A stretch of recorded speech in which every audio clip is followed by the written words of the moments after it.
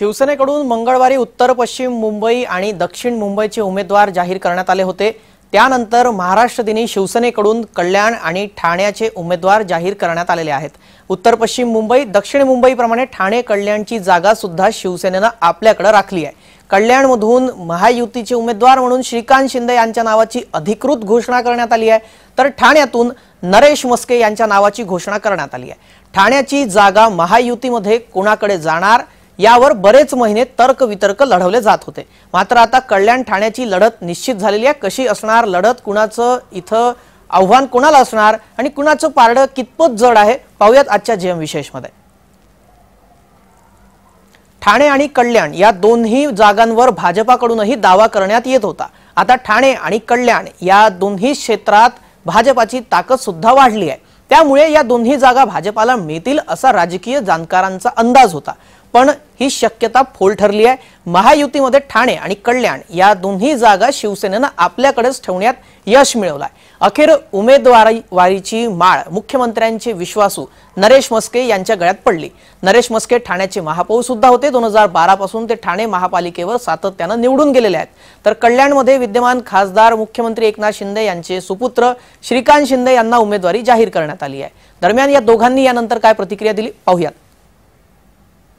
खूप जणांचं योगदान यामध्ये आहे। खासदार डॉक्टर श्रीकांत शिंदे असतील, आमच्या तळागाळातील सर्व कार्यकर्ता यांचं प्रत्येकाचं योगदान, यांनी केलेली ठाणे असेल या परिसरामध्ये केलेलं काम, माननीय नरेंद्र मोदीजी साहेब यांचं काम, त्याचबरोबर माननीय मुख्यमंत्री एकनाथजी शिंदे साहेब, देवेंद्र फडणवीस साहेब, अजित दादा, आनंदजी परांजपे, हे सर्व जणांचं, अभिजित पानसे असतील, अविनाश जाधव असतील, मनसेचे माननीय राजसाहेब ठाकरे, या सगळ्यांच्या, आरपीआयचे रामदासजी आठवले साहेब, या सगळ्यांच्या कृपा आशीर्वाद माझ्यावरती नक्कीच राहणार आहे।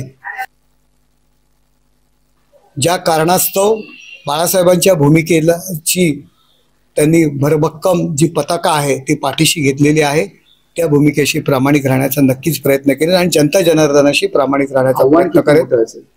मला वाटत नाही की जी पूर्णपणे कार्यकर्त्यांचं जे योगदान आहे, कार्यकर्त्यांची मेहनत आहे, ठीक आहे दिवस कमी आहेत, परंतु मला काही आव्हान या ठिकाणी वाटत नाही। कारण शिवसेना असेल, भाजपा असेल, राष्ट्रवादी असेल, आरपीआय, मनसे यातील कार्यकर्ते दिवस रात्र लोकांशी निगडीत असतात, लोकांची कामं करत असतात आणि या कार्यकर्त्यांनी केलेल्या कामाचं श्रेय नक्कीच त्या पक्षातील, त्या महायुतीतील उमेदवाराला मिळत असतं। रस्त्यावरती आमचा सर्व पक्षाचा कार्यकर्ता असतो आणि त्याच्या मेहनतीवरती नक्कीच मला संधी मिळेल। मी असेल किंवा नरेशजी मस्के असतील, नरेशजी मस्के एक कार्यकर्ता, महानगरपालिकेमधून त्यांची सुरुवात झाली।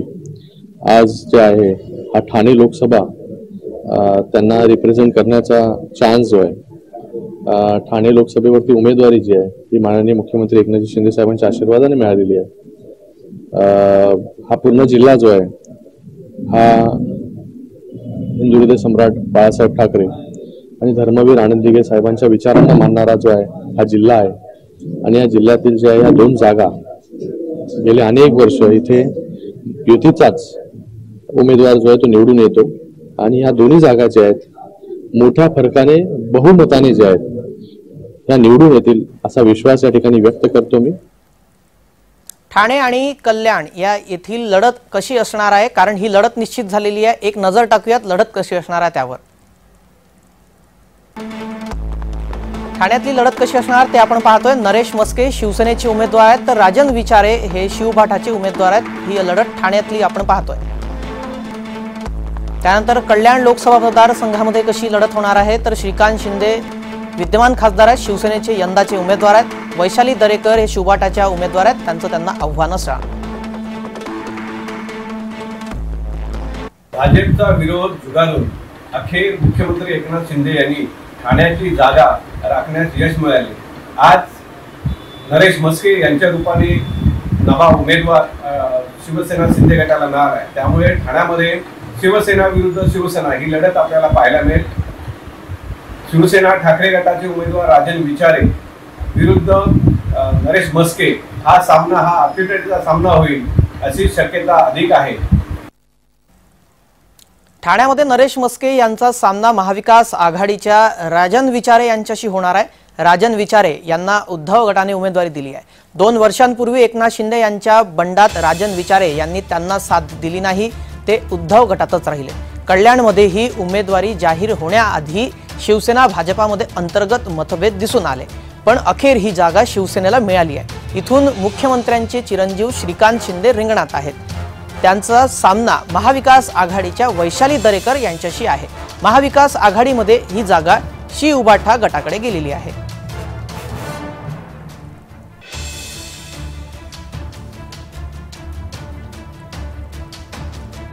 मस्के आणि विचारे हे दोघे जुने मित्र, नगरसेवकांपासून शिवसेनेची संघटना वाढवण्यापर्यंत आणि दिघे साहेबांचे शिष्य म्हणून यांची ख्याती आहे। या अशा दोघा मित्रांमध्ये ही लढत आपल्याला पाहायला मिळेल। ही लढत कशी होईल, रंजकदार होणार आहे। जसे जसे प्रचाराचे दिवस पुढे जातील तसे तसे त्या दोघांमधला सामना हा ठाणेकर, मीरा भाईंदर आणि नवीमुंबईकर मतदार हे पाहणार आहे आणि यातील औत्सुक्य असं ठरणार आहे की राजन विचारे हे पुन्हा विजयाची हॅट्रिक साधन करणार की नरेश मस्के हे पहिल्यांदाच संसदेमध्ये जाणार, याकडे साऱ्यांचे लक्ष लागले। धर्मवीर आनंद दिघे यांचे ठाणे हे असेच पुढे भगवा फडकत राहील या दृष्टीने वाटचाल केलेली आहे। प्रामुख्याने ठाकरे आणि शिंदे हा वाद हा जगजाहीर आहे। त्या वादामध्ये राजन विचारे यांनी ठाकरे यांची बाजू घेतल्यामुळे शिंदेची अडचण झाली होती। ती अडचण दूर करण्यास मस्के हे सक्षम आहेत की कसे हे येत्या 4 जूनमध्ये आपल्याला कळणार आहे। ठाणे लोकसभा मतदारसंघामध्ये बदललेल्या राजकीय समीकरणानुसार ठाण्यामध्ये जी लढत होणार आहे त्यात कुणाचं पारडं किती जड आणि कशी होणार लढत याबाबत अधिक माहिती देत आहेत आमचे ठाण्याचे प्रतिनिधी कुणाल भोईटे। पाहूयात। दिवसांपासून ठाण्याच्या जागेचा तिढा हा कायम असलेला पाहायला मिळाला।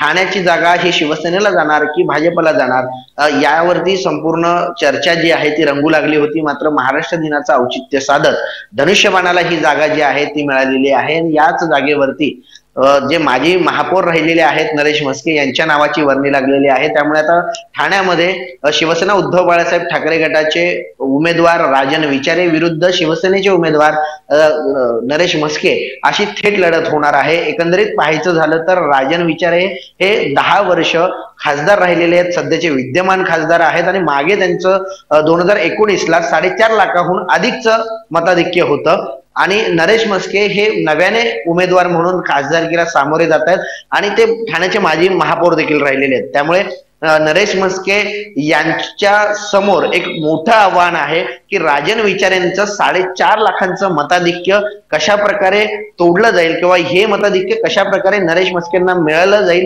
कारण महायुतीकडून मोठ्या प्रमाणात प्रयत्न जे आहेत ते नरेश मस्के यांच्या बाजूने जरी असले तरी सुद्धा 4.5 लाखांचं मताधिक्य कशा प्रकारे महायुती हे आपल्याकडे खेचून आणतंय किंवा नरेश मस्के यांचा विजय होणार की राजन विचारे यांचा विजय होणार हे येत्या 4 जूनला स्पष्ट होईल। कुणाल भोईटे, जय महाराष्ट्र न्यूज, ठाणे। आजच्या जेएम विशेषमध्ये इतकंच। सर्व प्रेक्षकांना जय महाराष्ट्र।